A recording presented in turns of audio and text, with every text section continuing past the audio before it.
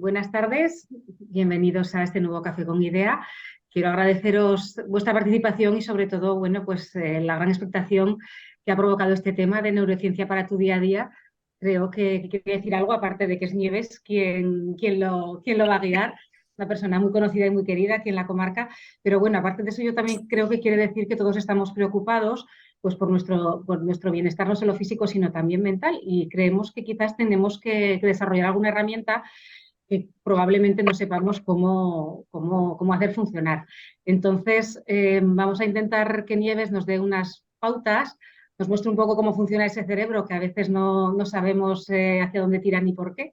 Igual estoy poniéndome muy ambiciosa, Nieves, pero bueno, unas pequeñas pautas para ayudarnos también a entender mejor, porque a veces pensamos, sentimos o hacemos cosas y no sabemos muy bien por qué. Y queremos cambiar, que esa es la clave, ¿verdad? Bueno, pues va a ser Nieves Asensio, como he comentado, quien va a guiar esta sesión. ¿Alguien dice que no oye?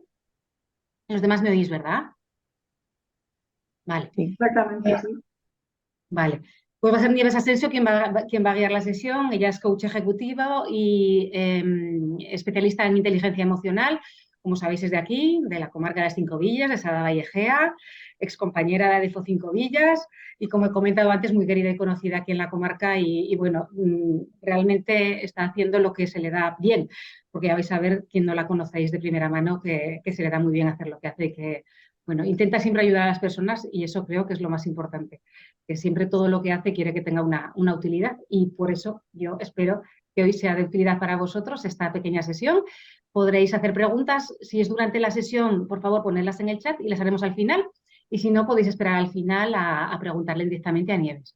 Y también, como en todas las sesiones de Café con Idea, quien quiera profundizar en algún tema pues, particular que no quiera poner en común, pues tiene la posibilidad de hacer dos sesiones de asesoría personalizada para aplicar a su realidad pues, lo que hoy nos va a contar en general Nieves. ¿Vale? Pues nada, que disfrutéis y cuando quieras, Nieves. Pues muchísimas gracias, Maite. Muchas gracias a todos por estar aquí. Yo me siento en casa porque Adefo ha sido mi casa durante muchos años. Al mismo tiempo también la responsabilidad, ¿no? de volver a casa. Bueno, sí que os agradecería, en la medida de lo posible, por un lado, que pongáis vuestro nombre, porque hay personas que no tenéis el nombre, no sé quién está detrás de esa pantalla, y en la medida de lo posible que activéis vuestras cámaras, porque así nos damos sensación de que aunque estemos en online, nos estamos viendo y estamos más conectados que si solamente vemos un nombre y una pantalla negro. Insisto en la medida de lo posible porque a veces pues, bueno, pues hay otras cosas en casa y no puede ser, ¿vale? Bueno, os voy a compartir la presentación para que la podáis ir siguiendo. Y como decía Maite, las preguntas las vamos dejando para el final, aunque bueno, es posible que en algún momento os pida vuestra participación. Neurociencia para tu día a día. Decía Michio Kaku, que es un físico teórico, que los dos grandes misterios de la humanidad son el universo y la mente. Neurociencia es un súper palabra que escuchamos mucho últimamente porque la verdad es que, bueno, hay mucha investigación, se está llegando a niveles de comprensión muy altos del cerebro, la neuroimagen nos está permitiendo conocer y ver aquello que ya anticipaba Ramón y Cajal hace un montón de años. Pero yo os vengo a hablar de neurociencia con toda la humildad del mundo.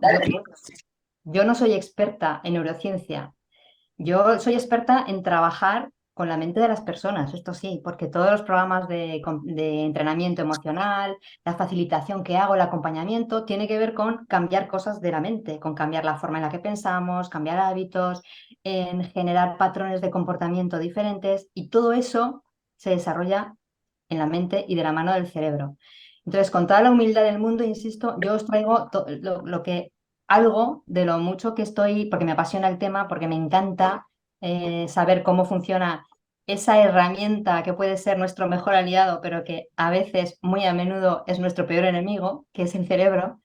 Me encanta saber cómo funciona y sigo a personas muy interesantes que os dejaré porque imagino que os compartirán la presentación, os dejaré bibliografía, pues ahora mismo, no sé, Rick Hanson, Nazaret Castellanos, Marta Romo, Daniel Siegel, personas que están actualizando día a día todos estos conocimientos, y yo he cogido un extracto de aquí, otro de allá, para para traeros algunos tips de lo que yo pienso que pueden ser pequeñas herramientas para manejar esa potente arma que tenemos en la cabeza, pero sobre todo con la finalidad de vivir un poco mejor, de ser un poco más felices.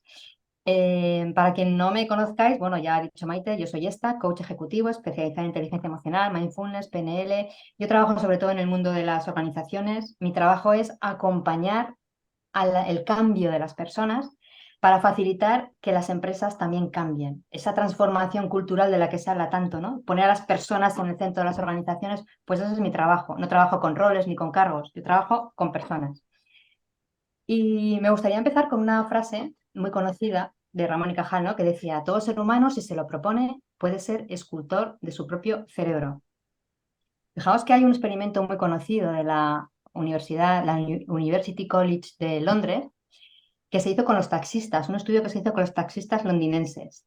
Los taxistas de Londres, para poder tener la licencia de taxi, tienen que prepararse durante 3 o 4 años aproximadamente, porque necesitan memorizar, creo que son 25.000 calles y otros tantos miles enclaves dentro de las calles. En ese examen les preguntan no solamente por cómo ir a esta calle, por la ruta más corta, según qué hora, sino también les preguntan dónde está la farmacia o la tienda de no sé qué, en una ciudad como Londres, que os podéis imaginar que está sometida a muchos cambios. Una vez comenté esto con un taxista de Zaragoza y me dijo: no, no, si en Zaragoza también hacemos este examen. Ya, pero cuando lo miré, en Zaragoza hay 3.266 calles frente a las veintitantas mil que hay en Londres, ¿no? Pues bien, en ese experimento se demostró que las personas que pasaban 4 años preparando ese examen para ser taxistas habían desarrollado un hipocampo, que es una parte del cerebro que se encarga del aprendizaje y de la memoria, un hipocampo más grande que el resto de las personas. Esto es la prueba evidente de que cuando trabajamos ciertas áreas del cerebro, cuando generamos unos patrones de pensamiento determinados, el cerebro cambia, se modifica. Y si no, vamos a hacer un pequeño experimento. Os voy a pedir que hagáis lo siguiente. Cogéis vuestra mano derecha y alternativamente con el dedo pulgar vais tocando primero el meñique, luego el índice, luego el anular y corazón, de forma continua y seguida. Repito: meñique, índice, anular, corazón. Meñique, índice, anular, corazón. Meñique, índice. Estar ahí un ratito. Si levantáis la mano y nos dejáis verlo, maravilloso. Sigamos viendo cómo lo vais haciendo, ¿vale? Entonces, a medida que vayáis ganando en agilidad, lo podéis ir haciendo cada vez más rápido o no, a vuestro ritmo. Habrá momentos en que cuando perdéis la concentración y tratáis de escucharme, es posible que os perdáis. Así que vamos a quedarnos así unos segunditos haciéndolo, ¿vale?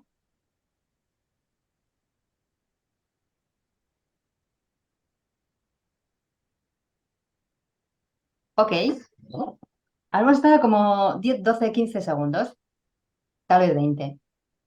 ¿Cuántos de vosotros habéis hecho antes este ejercicio? ¿Conscientemente? Ninguno.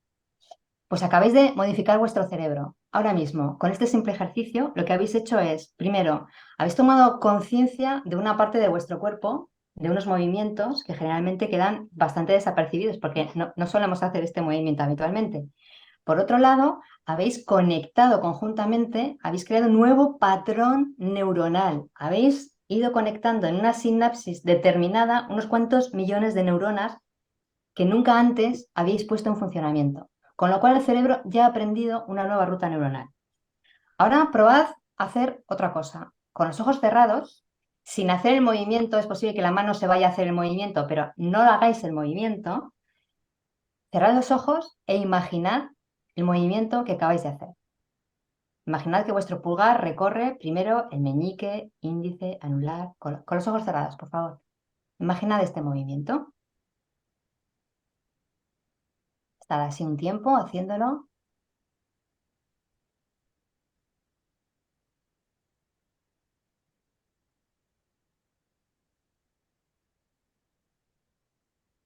Gracias, ya puedes abrir los ojos. Si te has concentrado lo suficiente, habrás puesto en marcha las mismas conexiones neuronales, exactamente las mismas que cuando estabas ejecutando el movimiento. Porque el cerebro no entiende de lo que es real y lo que es imaginario. Y realiza la misma ruta cuando imagina algo que cuando la estamos haciendo. Por tanto, imaginad que estáis pensando en lograr algo que todavía no habéis probado a hacer nunca. Ya estáis conectando el cerebro a la solución, a lo que puede pasar después. Os voy a compartir de nuevo pantalla. Y fijaos que aquello en lo que piensas con más frecuencia determina lo que eres y en lo que te convertirás. Cuando en nuestra cabeza hay un tipo de pensamientos repetitivos, lo que estamos haciendo es generar una estructura neuronal muy fuerte que se convierte en una tendencia. Pero no solamente eso, cuando estamos pensando algo, inmediatamente lo que pensamos se convierte en un sentir, porque estamos conectados, o sea, nuestro cerebro está conectado a través de neurotransmisores, de química, está conectado con el cuerpo. Y cuando estamos continuamente pensando en algo, finalmente acabamos viviendo en primera persona y sintiendo aquello que estamos pensando, aunque no sea real. Os lanzo esta idea para que estéis muy atentos a aquello que pensamos, porque no es gratis pensar cualquier cosa. Si estamos pensando continuamente en pensamientos negativos que nos lastran, pensamientos que nos suman, pensamientos que nos hacen, nos meten en preocupación, en inquietudes, lo que vamos a tener es una vida de inquietud, de preocupaciones, de ansiedad, de disgustos, aunque no sea real, porque aquello que pensamos se convierte en nuestras vivencias.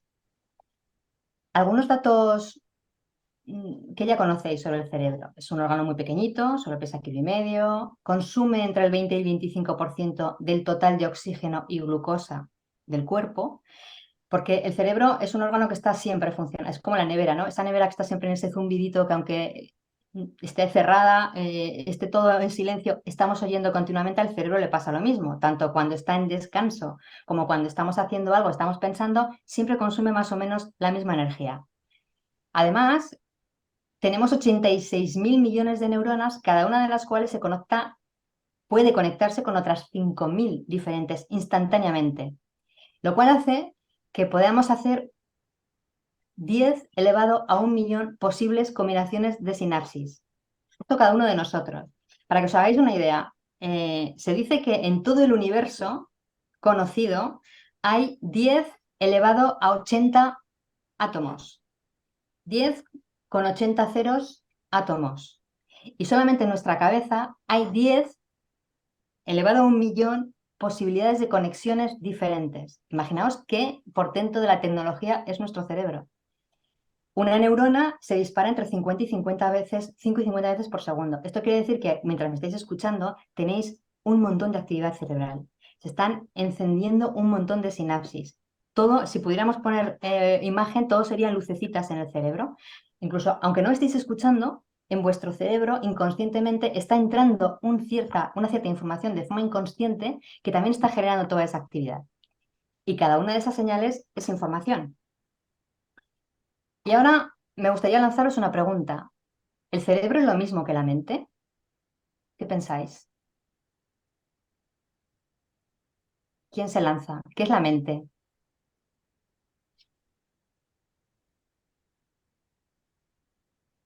Hola. Fernando. Ana Yo creo Belén. que igual el cerebro es más lo que es el físico, el ¿Mm? seso, digamos. ¿Mm? Y la mente a lo mejor puede ser más tus pensamientos. No sé, por Ok. decir algo. Podría ser. Perfecto, Ana Belén. Gracias. ¿Qué más podéis añadir a esta definición? La mente, más allá de lo físico, son los pensamientos. ¿Qué más?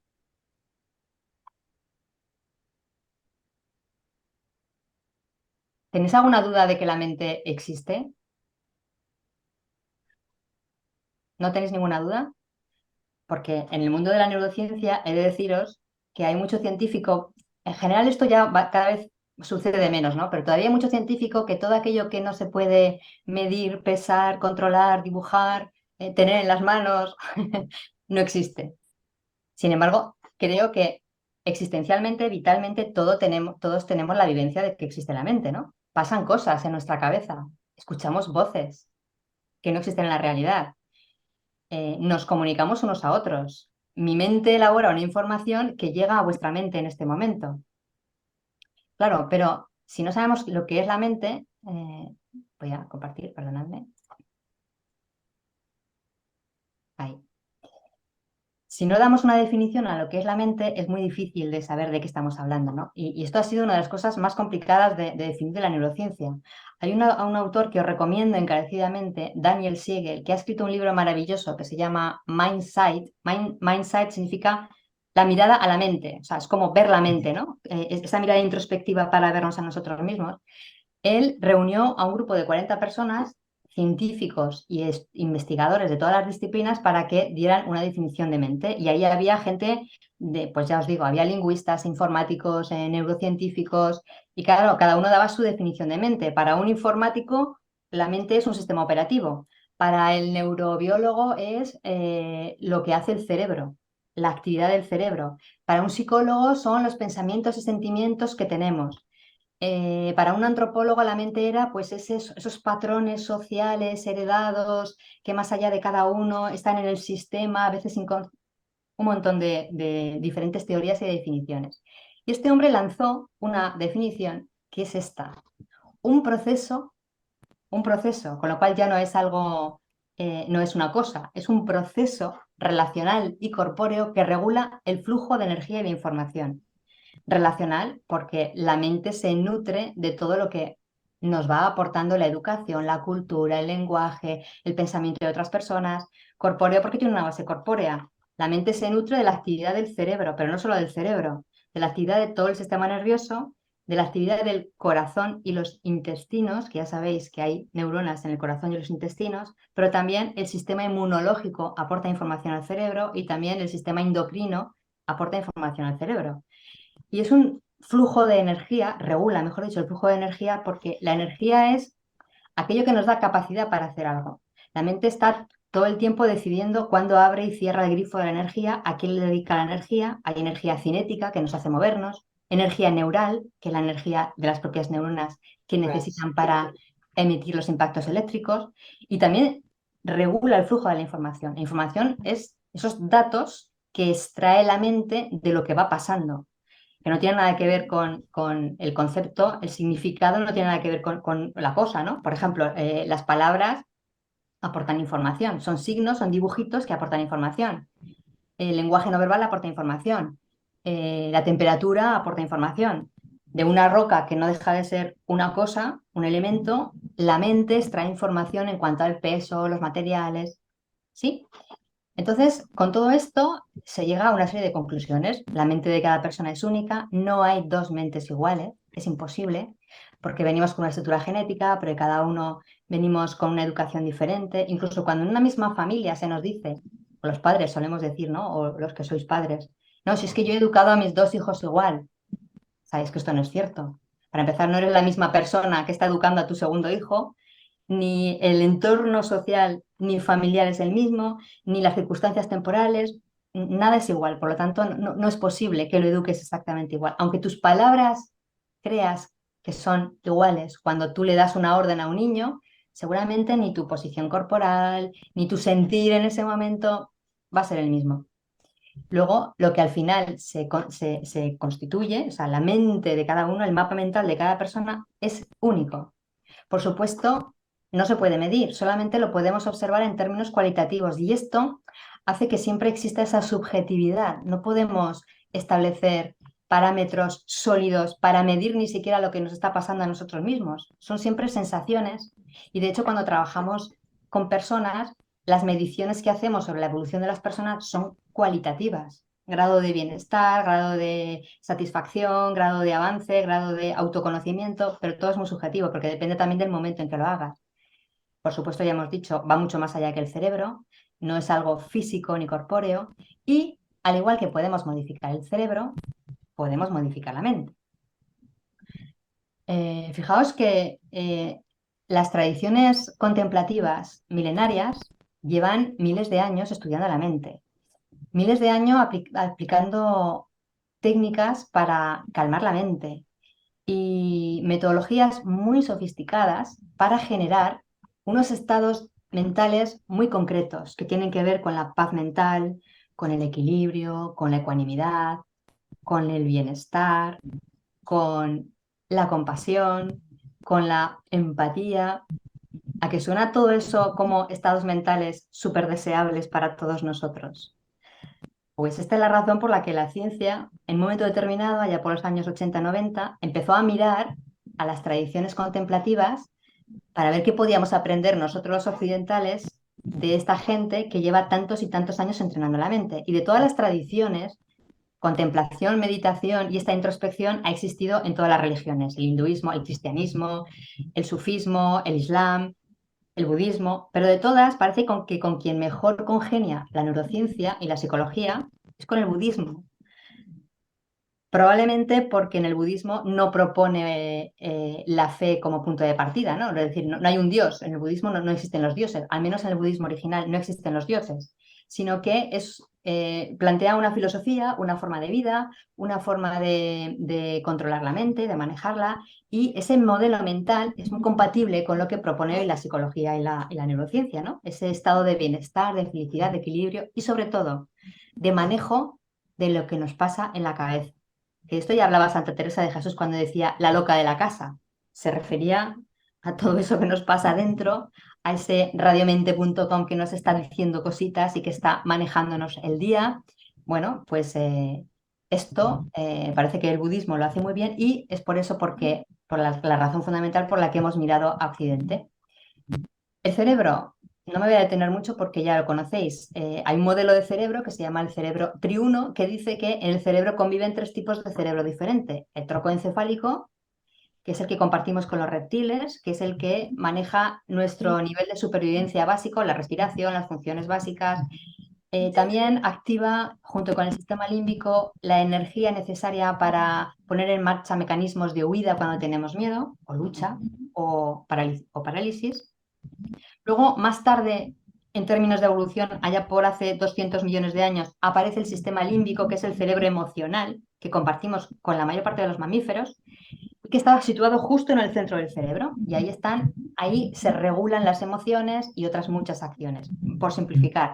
Y luego, ya hace mucho menos tiempo, hace solo 250.000 años, cuando aparecen ya los seres humanos que más empiezan a aparecer a nosotros, aparece el cerebro córtex, el nuevo cerebro de mamífero o neocórtex, que es el más complejo de todos, porque es donde se producen la conceptualización abstracta de conceptos como el tiempo, el juicio, los valores, la identidad, todo eso que nos caracteriza a los seres humanos y cosas en las que no piensa nunca un mono, por ejemplo, ¿no? Este cerebro, además, el neocórtex, además tiene la capacidad de conectar todo el resto del cerebro. Esto es importante que lo tengamos en cuenta porque a veces pensamos que solamente cuando tomamos decisiones lo hacemos de forma racional y no es cierto. El cerebro emocional, el tronco encefálico por defecto siempre está funcionando porque si no estaríamos muertos. Es lo que nos permite respirar. Pero el cerebro emocional y el neocórtex, están siempre funcionando juntos. Las emociones están tomando decisiones por nosotros todo el día. Lo que ocurre es que no somos conscientes, porque además en nuestra educación no nos han enseñado a conectarnos con las emociones, sino que siempre se nos ha invitado a educarnos en lo racional, a estudiar mucho, a tener muchos conocimientos y no tanto a vivir el mundo emocional, a comprender las emociones, a manejarlas, a acogerlas. A esto no se nos ha enseñado, claro. Por eso el cerebro moderno tiene estas distorsiones, porque tratamos de vivir al margen de las emociones y no es posible.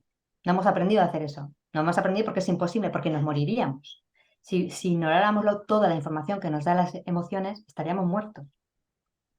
Entonces, esto es lo que pasa en el cerebro, o sea, la parte física del cerebro es esta, pero luego resulta que a lo largo de la evolución, los seres humanos, para poder sobrevivir, hemos desarrollado 3 estrategias de supervivencia, que casualmente son las causas de nuestro sufrimiento. Y estas 3 estrategias son: la primera, creer que somos algo separado del mundo, que somos una individualidad que no tiene nada que ver con nuestro entorno. Esto lo aprendemos desde muy pequeños. Ya los niños es como se creen que es algo separado, especial y diferente de los demás, y mucho más de la naturaleza, del mundo o de todo lo que nos rodea. La segunda estrategia es creer que necesitamos mantenernos estables y sin cambios. Esto le encanta al cerebro. Al cerebro no le gustan los cambios, porque donde hay un cambio, el cerebro ve peligro. Por eso nunca nos invita a cambiar, todo lo contrario. Y la tercera estrategia es que tendemos a acercarnos a lo bueno, a lo que nos agrada, a lo que nos es amable y hemos aprendido a evitar lo que es una amenaza. ¿Qué pasa? Que ninguna de estas tres estrategias son reales. Y como no son reales, el mundo nos está enfrentando cada día a situaciones en las que nos damos cuenta que no es verdad que estemos separados del mundo, que no podemos mantener la estabilidad y que lo de acercarse a las oportunidades no es tan bueno y que evitar las amenazas tampoco es tan bueno. ¿Y por qué no estamos separados del mundo? Pues porque ya nos hemos dado cuenta de que todo está conectado. O sea, para comer necesitamos, o sea, para alimentarnos, para vivir, para respirar, necesitamos a la naturaleza, necesitamos comer, necesitamos el sol. Eh, lo que yo soy hoy ha pasado porque en un momento determinado mi familia que vivían en Huesca llegaron a Egea y un buen día mi madre que vivía en Sádava se fue a Egea, a Lerdi, no sé si os acordáis de Lerdi, a tomar algo y ahí conocí a mi padre. Y si nos vamos más allá en la evolución, parte del oxígeno que estamos respirando y probablemente del hierro que circula por nuestra sangre tiene su origen en una estrella que hace miles de millones de años solamente era hidrógeno y un día estalló, en el Big Bang, estalló y pasaron cosas, evolucionamos y parte de esos materiales hoy viven en mí. ¿Cómo voy a creer que no estoy conectada con todo lo que me rodea? Que todas las personas de mi entorno no tienen algo que ver en cómo soy yo y cómo me siento en cada momento. Claro, cuando me doy cuenta de que realmente dependo de otros, de que estoy buscando el reconocimiento de los demás porque no soy un ser independiente, de que necesito apoyarme en otras cosas, entonces se produce ese choque entre lo que me gustaría creer y lo que realmente se está produciendo, ¿no? Y lo mismo sucede con mantener la estabilidad. No hay nada permanente, estamos en continuo cambio. ¿Por qué el cerebro nos mete en ansiedad cuando hay un cambio importante en nuestra vida? De repente nos deja una pareja o nos quedamos en el paro o surge una enfermedad y entramos en pánico. ¿Por qué sucede esto? Porque el cerebro tiene su propia estrategia para que no pasen cosas. Antes de tomar una decisión difícil, estamos dándole muchas vueltas, ansiosos porque no sabemos si es bueno o es malo. El cerebro necesita que no cambiemos nada, porque el cerebro, cuando no cambiamos, se siente seguro, controla, sabe lo que va a pasar, está en seguridad. Si cambiamos y saltamos a un lugar desconocido, el cerebro pierde el control y nos mete en ansiedad para que nos sintamos incómodos. Y esto es algo que los seres humanos también tenemos esta respuesta, ¿no? Cuando nos sentimos incómodos, damos un paso para atrás porque decimos, no puedo con esta ansiedad, mejor quedarme tranquila y me quedo donde estoy. Y en realidad es una estrategia del cerebro para que no cambiemos. ¿Os dais cuenta? Nos mete en sufrimiento para que demos un paso atrás. Dejamos de sufrir, pero no damos el paso que necesitamos dar. Y lo de acercarse a las oportunidades, bueno, pues es que probablemente ni tan bueno es lo bueno, ni tan malo es lo malo. Claro, hemos aprendido en base a la estrategia de la zanahoria y el palo, ¿no? Pero la estrategia del palo es mucho más fuerte. El cerebro es un experto en evitar, no es tan bueno en acercarnos a las cosas agradables. Esto no se le da tan bien. Ahora, evitar lo desagradable, esto lo hace de maravilla.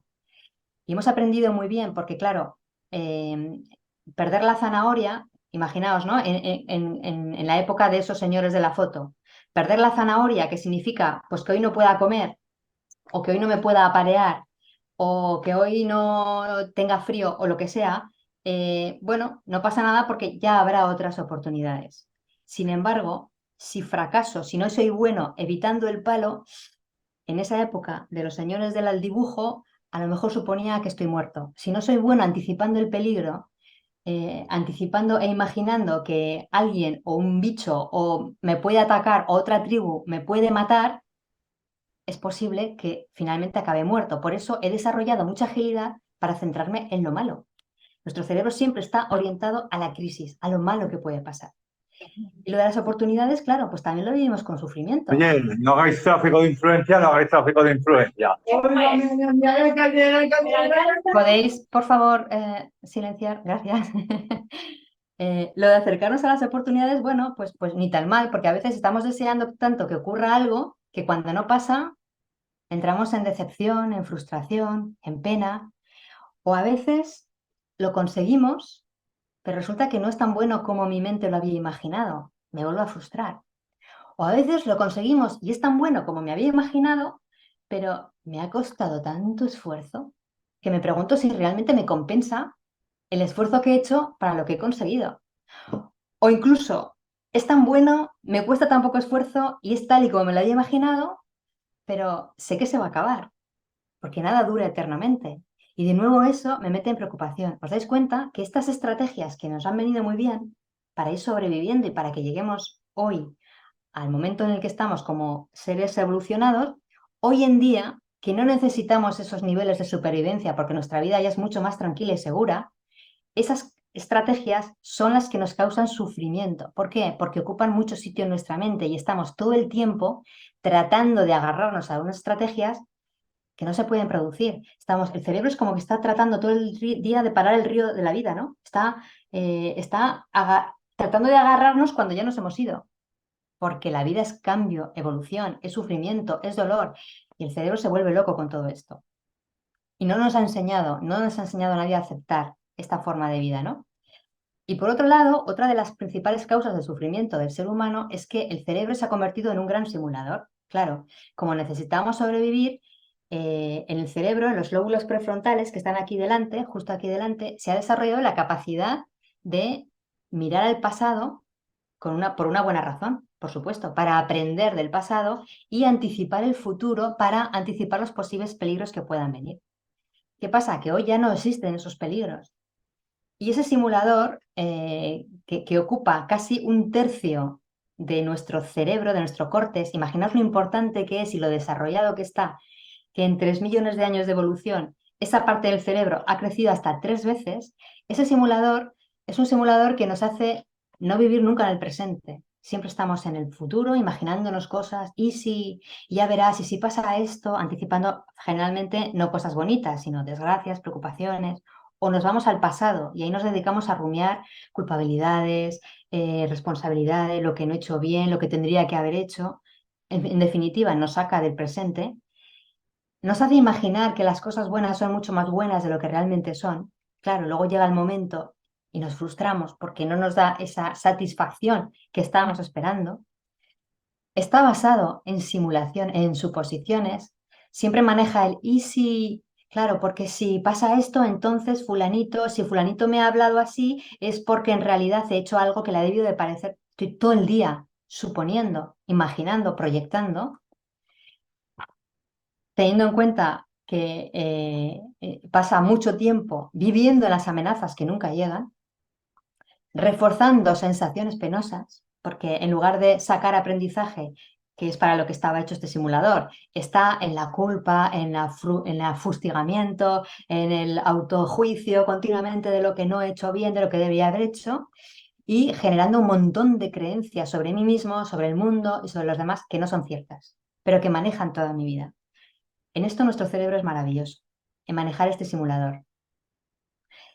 Y también es muy bueno en ese segundo dardo. Decía Buda que el sufrimiento mental o físico es inevitable, son el primer dardo de la existencia. Si estás vivo y amas, algún dardo te va a alcanzar. La vida es sufrimiento. Es la primera de las 4 nobles verdades del budismo. La vida es sufrimiento. ¿Qué pasa? Que el cerebro es especialista en lanzar un segundo dardo, que es la reacción a eso que nos ha pasado. Imaginaos que entramos en una habitación oscura y tropezamos con una silla y nos hacemos daño. Este sería el primer dardo. Me he hecho daño. Segundo dardo sería: ¿quién ha puesto aquí esta silla? Y enfadarme con el universo o con fulanito o conmigo mismo porque se me ha olvidado que estaba ahí la silla. Y este dardo segundo es el que nos genera el sufrimiento. El dolor es inevitable, va a ocurrir. La vida es así, es un tren que va imparable y no lo vamos a poder parar. Ahora, cuando frente a las cosas que nos pasan reaccionamos con esta segunda actitud, es cuando agrandamos el sufrimiento. Y eso también lo hace muy bien el cerebro. Y a veces, fíjate, no solamente sucede cuando hay un primer dardo, a veces ni siquiera hay un primer dardo.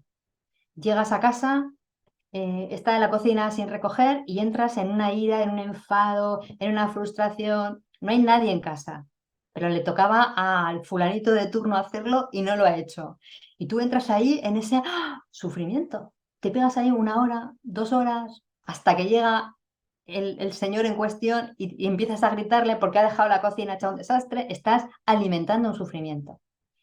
Pero a veces es que ni siquiera hace falta que haya un dardo, sino que a veces nos mandan flores, nos hacen un cumplido y en lugar de recibir el cumplido, el agradecimiento o el reconocimiento, lo que sea, nos dedicamos a meter pensamientos del tipo, jo, pues ya, esto lo dirá porque le doy pena, ¿no? En realidad, yo ya sé que no lo hago tan bien, si es que soy una impostora, si no tengo ni idea de lo que estoy hablando. Y en lugar de disfrutar de un reconocimiento, me fustigo convirtiéndolo en sufrimiento.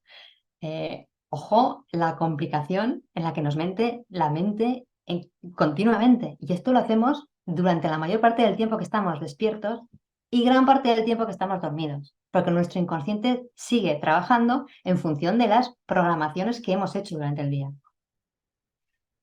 Y por supuesto, el sufrimiento es físico. Todo esto que os estoy contando, un pensamiento, cuando generamos este tipo de dardos, están reaccionando dentro de nosotros continuamente y nos estamos pinchando con ellos, el tálamo lanza una orden al tronco encefálico y inunda el cerebro de norepinefrina. Y esto hace que se active una serie de reacciones en cadena, que se pone en funcionamiento el sistema nervioso simpático, que inunda también de sustancias todos los órganos del cuerpo, entre ellos el hipotálamo, que también está en el cerebro, y empieza a funcionar una serie de hormonas que hace que nuestro cuerpo se inunde de una química que desde luego no nos favorece en absoluto. Es como que se enciende la alarma continuamente, estamos todo el día en modo peligro, en modo miedo, en modo ansiedad, en modo... y provoca un montón de reacciones químicas que desde luego, ya lo sabéis, se traducen en enfermedad, en sintomatologías, si leéis la última línea, el córtex prefrontal, es decir, los lóbulos prefrontales, inundados de toda esa química, empiezan a atribuir sentido, a darle significado a las cosas y hace que tengamos sensaciones distintas si hayamos traducido lo que nos ha pasado de forma que vuelve a generar otra vez nueva química que es improductiva, que es inútil, que es tóxica y que genera enfermedad. Es un círculo vicioso en el que estamos porque el cerebro lee lo que le está pasando al cuerpo, busca la coherencia y sigue generando más reacciones en cadena de este tipo. Y ahí estamos todo el día. Con el sistema simpático y el parasimpático, el simpático digamos que es el que nos acelera, el que nos mete en el miedo, el que nos prepara para la lucha, para el ataque, el que nos tiene todo el día en tensión, a ver por dónde viene, a ver qué pasa, a ver cómo resuelvo, en preocupación. Mientras que el parasimpático es como el que nos aplaca, el que nos tranquiliza, es el que se llama el del descanso y la digestión. Es decir, tenemos la suerte de que tenemos los dos mecanismos, que podemos utilizar el freno y el acelerador cuando queramos. ¿Qué pasa? Que no sabemos cómo activar uno y desactivar el otro, que vivimos en el simpático, que es el acelerador continuamente, y no nos dedicamos a activar el parasimpático, y podemos hacerlo. ¿Y cómo se os ocurre que podemos frenar? ¿Cómo podemos frenar toda esa vorágine de cosas que nos pasan dentro? ¿Cómo se puede hacer esto? ¿Qué se os ocurre? ¿Fácilmente o de una manera más rebuscada? Fácil y rápidamente, Goyo. ¿Cómo se puede hacer? Con la respiración. ¿Quién ha dicho eso? Con la respiración. Esta Haciéndolo, fuerza, ¿perdón? haciéndolo consciente. Claro, primero haciéndolo consciente, que esto es, gracias, Noemí, este es el paso número 1. Si no somos conscientes de que vamos en esa velocidad, podemos pasarnos la vida entera a esa velocidad. Pero una vez que somos conscientes, la forma más rápida de parar es respirar, que se nos olvida, que justamente cuando se activa el miedo, es porque el cerebro cree que nuestra vida está en peligro, aunque simplemente el miedo se active porque alguien nos ha llamado por teléfono y nos ha dicho, mañana no vengas a trabajar que vas a ser despedido, ¿no? Se activa el miedo. Y cuando se activa el miedo, que es cuando más oxígeno necesitamos para resolver, casualmente se nos olvida respirar. Si os dais cuenta, cuando nos dan un susto, enseguida lo primero que hace el cuerpo es retener la respiración. Pues es en ese momento cuando necesitamos respirar más. Si somos conscientes solamente manejando la respiración, y esto no es magia, esto es real. ¿Cómo se paraliza el sistema simpático y se activa el parasimpático? Alargando la exhalación. tomando aire y respirando muy lentamente, soltando el aire muy, muy, muy, muy lentamente hasta que sientas que te quedas sin oxígeno. Y cuando creas que te quedas sin oxígeno, todavía expira un poco más porque todavía te queda aire. De hecho, como no nos han enseñado a respirar, siempre mantenemos una parte de CO2 que nunca sale de los pulmones. O sea, hasta que no practicamos yoga, pranayama, una cosa de estas, no aprendemos a liberar todo el aire de los pulmones. Y algo tan sencillo como respirar está al alcance de nuestras manos. ¿Cuántas veces decidimos parar en algún momento del día y decidir, voy a respirar profundamente? No, porque como no tenemos tiempo, ya si eso esta noche, ya respiraré un poco antes de ir a dormir, pero no justo cuando lo necesitamos, ¿no? Bueno, pues esta es una forma de manejar ese sistema, una forma de transformar, a ver, quiero quitar esto, ahí, una forma de transformar esta tendencia es activar el parasimpático respirando profundamente. Pero también podemos construir nuevas estructuras neuronales pasando de esa primera fase en las que estás atrapado en el segundo dardo, ni siquiera te das cuenta de que estás allí. Vives como metido en la mierdecilla, ¿no? Estás ahí, estás tan confundido con todo lo que pasa que no te das cuenta que puedes salir de ahí. Para pasar a esa fase que decía Noemí, ¿no? Darte cuenta. Darme cuenta de dónde estoy, aunque todavía no sepa qué hacer, aunque todavía estoy tan poco entrenada que no he probado esto de respirar, ni sé siquiera que puedo hacerlo respirando. Para después, antes siquiera de que llegue el segundo dardo, ya esté notándome que algo me está pasando en el cuerpo, que es la emoción, que ya me está dando muchas señales mucho más rápidamente de la velocidad a la que funciona mi cerebro racional. La emoción, el cuerpo ya me está avisando de lo que me va a pasar, pero como no me han enseñado a leerla, pero si soy capaz de leer ese impulso, ya soy capaz de tirar de freno de mano en ese mismo instante y decidir generar un pensamiento diferente. Y a partir de ahí, cuando tengo una práctica en generar un tipo de pensamientos determinado, es que ya no hay ni segundo dardo. Ya me llega la mala noticia, ya me dicen que te ingresan de aquí, de allá para allá, pero no hay sufrimiento. Voy a ver qué hago con esto, qué me está pasando, cómo lo puedo solucionar, pero no me meto en, madre mía, y ahora me toca esto, y por qué a mí, y otra vez. ¿Veis? La idea es esta, construir estructuras neuronales, entrenar ese camino para que cuando me pase algo me quede en el primer dardo, que ese no lo voy a poder evitar. Y además es sano que integre el dolor de ese primer dardo en mi vida.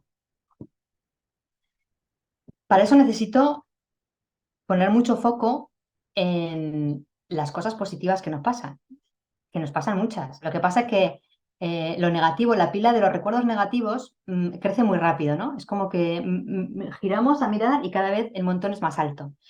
¿Por qué creéis que pasa esto? ¿Por qué tenemos esa sensación de que las cosas negativas pesan más? ¿Por qué creéis que es?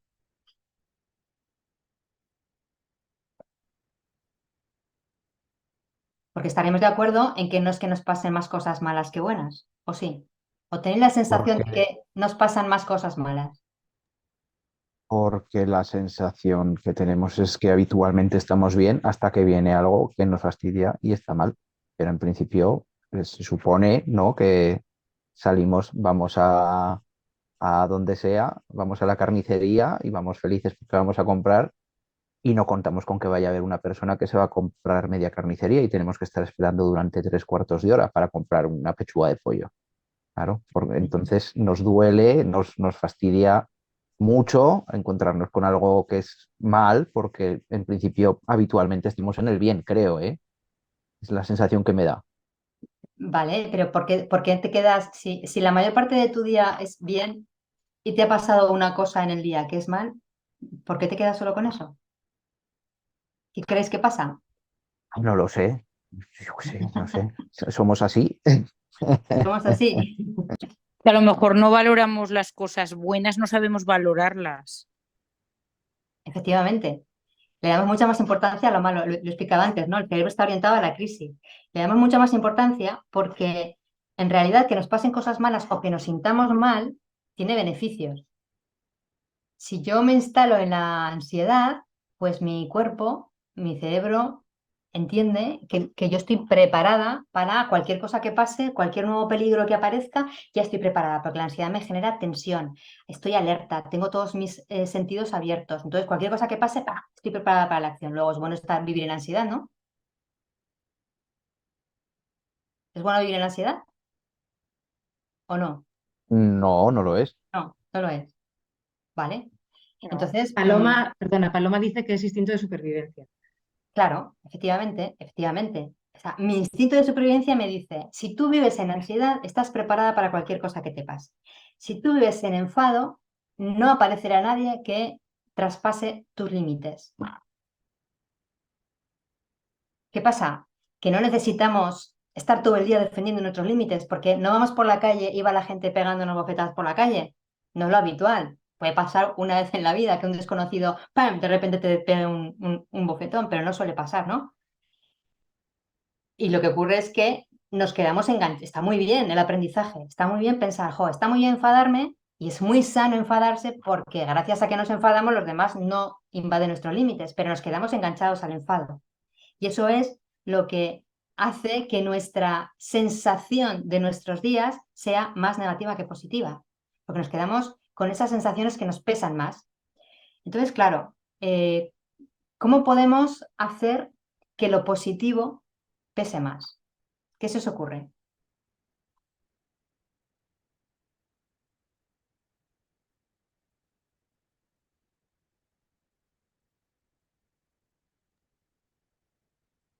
Como bien poner el dibujito que acabas de poner, pues entrenarlo, ¿no? Para que ante esas situaciones sepamos cómo reaccionar. ¿Vale? ¿Y cómo lo entrenamos, Mamen? Pues acudiendo a estas sesiones tan interesantes contigo. por ejemplo. Vale, ok. En realidad la forma de entrenar esto es darle espacio a lo bueno, dedicarle intención y atención. Vamos a hacer un pequeño ejercicio. Cerrar un momento los ojos, de nuevo. Cerrar los ojos, tomar una respiración profunda, tomar conciencia de vuestro peso sobre la silla, de las sensaciones que tenéis ahora mismo en el cuerpo, si hay tensión, si estáis relajados, si hay algún dolor.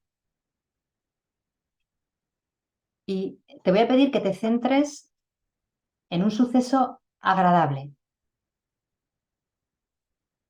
Algo que te haya ocurrido en las últimas semanas, en los últimos meses, un viaje, un encuentro con una persona querida, la mirada de alguien, una conversación entrañable con una persona cercana, la satisfacción de haber acabado algo, lo que sea para ti un momento agradable.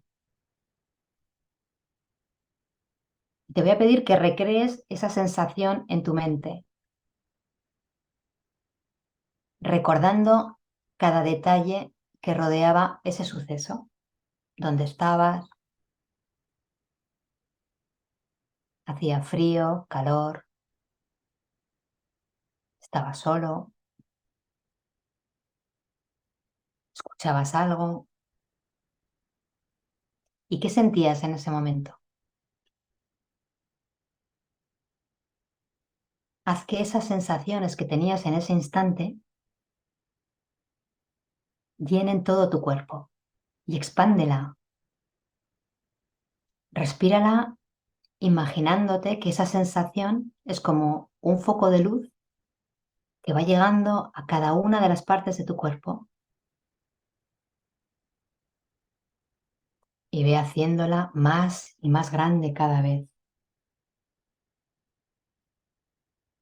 inundándote por dentro,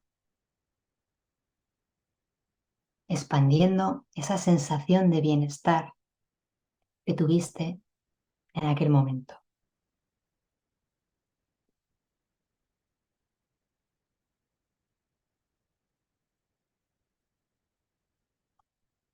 Y ahora ya puedes ir tomando de nuevo una respiración más profunda para conectarte de nuevo con tu presencia en donde estás, con el peso de tu cuerpo, y poco a poco ve abriendo los ojos y conectándote con la sala. ese simulador que tenemos en la cabeza es una herramienta súper potente para revivir cualquier cosa que queramos. Podemos volver a imaginar una situación que ya hemos vivido y podemos volver a experimentar lo mismo, porque como os he dicho antes, el cerebro no distingue lo que imagina de lo que está viviendo en realidad. Y esa es una de las acciones que podemos hacer para interiorizar lo positivo. Podemos convertir lo que pasa en experiencias positivas. Nos pasan un montón de cosas buenas y a veces simplemente las observamos. Pues yo te invito a que te metas en la experiencia, a que pongas tu atención y tu conciencia en lo que está pasando. Jolín, que me ha dedicado una sonrisa al vecino que me ha parecido súper amable. Quédate en esa sensación, revívela, rememórala, vuélvete a traer a la mente y acompáñala de las sensaciones. Y imagina que esa sensación, esa experiencia penetra profundamente en tu mente. Puedes hacer este ejercicio en cualquier momento. Nuestro simulador nos puede llevar a donde queramos. En lugar de que nos lleve siempre a imaginar lo que no queremos imaginar, porque no nos es útil, bueno, dirige tú la actividad de la mente. Y vete a esos momentos de vacaciones en los que estabas sentada mirando el mar, sintiendo la brisa, y en esos momentos en los que tienes el cerebro lleno de cosas que te vienen grandes que no sabes cómo manejar, vete a esos momentos para equilibrar la balanza de lo positivo y lo negativo. ¿Parece fácil este ejercicio? ¿Sí o no? Llevarlo a la práctica en un momento de dificultad a lo mejor requiere de entrenamiento. Requiere entrenamiento. ¿Estáis de acuerdo? Pero para A cuando mí me estás en un parece momento fácil. chungo, Claro, la dificultad de este tipo de ejercicios, como de todos los ejercicios que yo os propongo, no es el ejercicio en sí, es encontrar el momento para hacerlo, decidir hacerlo. Porque generalmente cuando estamos en el ruido, lo que más nos cuesta es despegarnos del ruido, pero no por nada, es porque no pensamos que vaya a servir de nada, porque no tenemos tiempo, porque si pierdo el tiempo en esto no voy a poder resolver y lo que me está causando es el estrés, es que no me da tiempo para resolver esto. Pero el ejercicio en sí es muy fácil, tenemos que dejar de contarnos que es complicado, porque si es complicado nuestro cerebro no va a querer hacerlo. Nuestro cerebro no se va a enfrentar a lo que es complicado, a no ser que sea absolutísimamente necesario, no lo va a hacer, porque cuesta esfuerzo, pero no un esfuerzo, no cuesta un esfuerzo la actividad, cuesta esfuerzo movilizar la energía para hacerlo. Esta es la dificultad, ¿vale? También podemos utilizar el cerebro para aplacar el dolor, ¿no? El sufrimiento, utilizando la máquina de los recuerdos. Fijaos, el cerebro recoge los recuerdos de una forma muy específica. Cuando nos pasa algo, no lo graba todo tal cual ha ocurrido. No. Es muy pragmático y como no hay mucho espacio en la cabeza, es un espacio limitado, es igual que los discos duros, ¿no? No tenemos infinito espacio. Lo que hace es solamente graba las cosas más que el cerebro considera más relevantes de lo que ha ocurrido y lo deja guardadito. Y generalmente lo graba unido a las sensaciones. Hay un color emocional en la grabación. Es decir, si me ha ocurrido algo, he hecho algo y he fracasado en un reto que me había propuesto y además en ese momento me he sentido frustrada, he sentido el fracaso, mi incapacidad, mi desmotivación, lo que sea, ¡pum! Graba parte de lo que ha ocurrido y la sensación. Cuando vamos a recordar algo, lo que hace el cerebro no es coger como un ordenador, ¿no? Abre el archivo de lo que tengo grabado y lo abro a ver qué hay. Pues no, tampoco. Coge parte, tampoco todo, parte de lo que había grabado, que recordáis que ya no había grabado todo, pues coge de parte de la parte que recordamos y después lo que hace el cerebro es, con ese magnífico simulador que tenemos, completar la información. La completa. O sea, cuando contamos y además con mucha rotundidad decimos, es que esto fue así porque tú hiciste y entonces yo sé que... Cogedlo todo con pinzas porque ya veis que no funciona así realmente. Entonces, ¿qué ocurre en el cerebro? Que cuando conectamos, por ejemplo, la actividad de recordar con otro pensamiento, otro tipo de sensaciones, igual que se han grabado juntos, cuando los traemos al recuerdo, se reactivan juntos. ¿Por qué os cuento esto? Fijaos qué diferencia entre cuando nos ha pasado algo en la vida que hemos etiquetado como algo duro, un fracaso, una mala situación, yo qué sé, lo que sea. Cuando lo recordamos, si en lugar de recordarlo, asignándole ese color emocional de tristeza, de angustia, de frustración, de fíjate qué mal, en lugar de eso, le cambiamos el color, repintamos el recuerdo, vamos a crear una estructura neuronal diferente. Y no se trata de inventar, no estoy hablando de esto. Estoy hablando de que en lugar de contarme algo que me ha pasado, como fíjate qué desastre y no lo supe resolver, hice daño a mucha gente y además sucedió esto, si en lugar de contármelo así, me lo cuento del tipo, hice lo que pude en aquel momento, de aquella situación he podido aprender que cuando hago esto se producen estas consecuencias, que si me hubiera hecho responsable de esto, podría haber actuado de una manera diferente, que si, veis que tampoco estoy disfrazando la realidad, no me estoy contando, es que aquello fue maravilloso, es que me encantó, no estoy diciendo esto, pero estoy haciendo una grabación útil de lo que pasó, lo que se produce es que creo una estructura neuronal nueva. Mi cerebro se va acostumbrando a una estructura diferente, mis neuronas se conectan de una forma diferente y esto hace, acordaos que antes hemos dicho que aquello en lo que más te enfocas se convierte en lo que eres. Si me cuento mi vida en forma de fracasos, experiencias negativas, tristeza, desesperación, frente a una vida de cosas que me pasan, aprendizajes, cosas muy positivas. Si me cuento la vida así, mi experiencia de vida es muy diferente. Y si mi experiencia de vida es diferente, cuando de repente la vida me trae nuevos retos, más dolor, más dificultades, como tengo una estructura neuronal que ha revertido el dolor y lo ha convertido en aprendizaje, es una estructura preparada para cometer aquello que tengo por delante. Y eso facilita que vaya soportando los primeros dardos, pero que no fabrique demasiados segundos dardos. ¿Entendéis esto? Esto es un ejercicio para hacer toda la vida y todos los días. Las personas a las que he acompañado, algunos de vosotros ya me conocéis y me habéis escuchado decir esto. Una de las herramientas que utilizamos en el entrenamiento emocional es este. Cuéntate cada día de tu vida de una forma que te sea útil. No permitas que en tu disco duro llegue ningún tipo de aprendizaje que te lastre, que hable de tu incapacidad, de lo que no funciona, de lo que haces mal, de lo que no te va a pasar, de lo que no vas a conseguir. No permitas que suceda esto, porque si va al disco duro, el disco duro es muy potente. En el disco duro está todo. Y cuando necesito recurrir a mi archivo para buscar recursos, para hacer cosas que necesito hacer, si en mi archivo solamente hay ese tipo de mensajes, no voy a encontrar nada que me sea de utilidad. Por eso es tan importante que esos aprendizajes que se hacen durante el sueño, por cierto, por eso necesito hacerlo cada día antes de dormir. No puede ser que lo deje para la semana que viene, porque ya se ha grabado. Necesito cambiarle el color emocional a esa vivencia, sacar aprendizaje y utilidad, sacar lo positivo. Que a veces no encontraremos lo positivo, pues bueno, pues si no encuentras lo positivo, cuéntatelo como, bueno, hoy no lo veo. Hoy no veo lo positivo, pero sé que lo tiene y lo voy a encontrar. Este mensaje para mi cabeza ya no es algo negativo, ¿vale? Porque abres la puerta que, bueno, mi cerebro ya buscará cómo positivizar esto que me ha pasado. Bueno, así para concretar un poco más, me gustaría daros algunas claves muy prácticas para entrenar el cerebro. Son muy básicas, son cosas que ya conocéis, pero que tienen que ver con esa neuroplasticidad, ¿no? Con esta capacidad que tenemos de reconstruir el cerebro como queramos. Podemos moldearlo.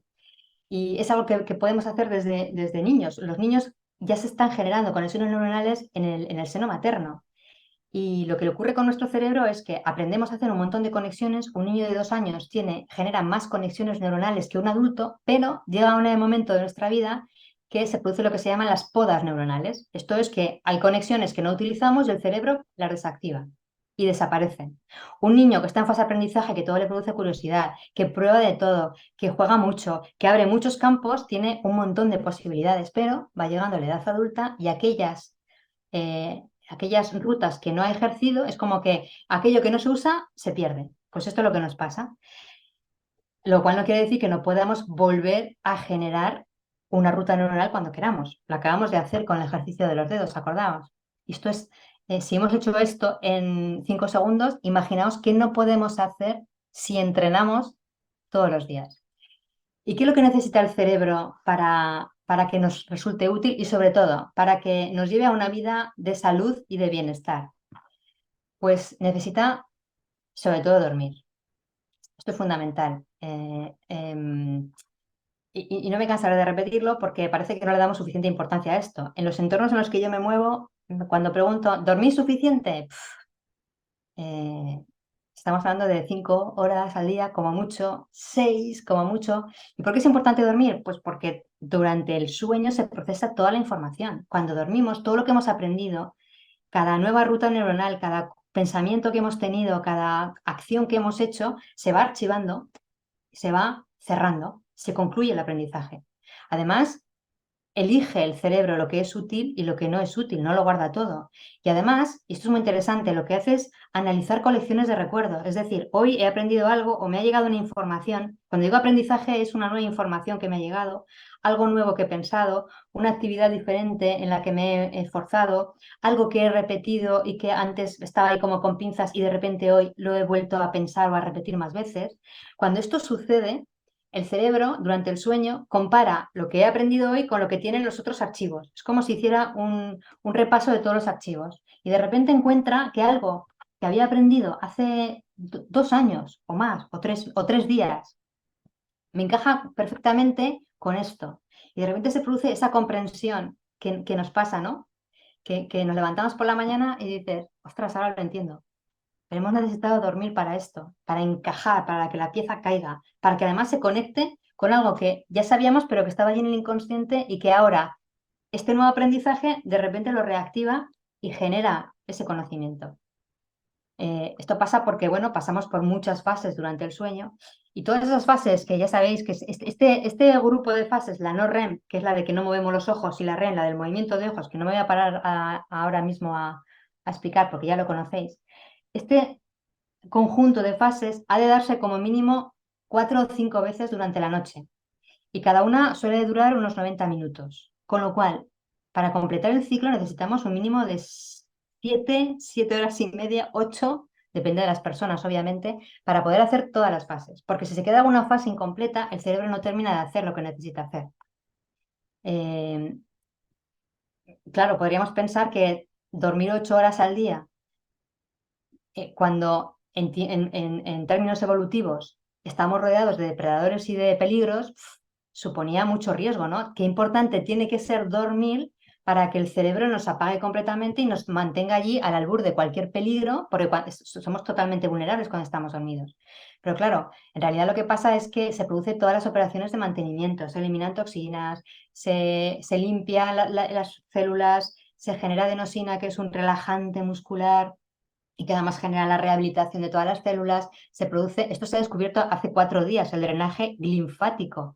Como no hay sistema linfático que llega hasta el cerebro, todas las toxinas que se eliminan a través del líquido cefalorraquídeo, da igual, se van eliminando del cerebro y se expulsan por el hígado. Esto se sabe desde hace muy poco tiempo y se produce durante el sueño. Además, se ejercitan tareas.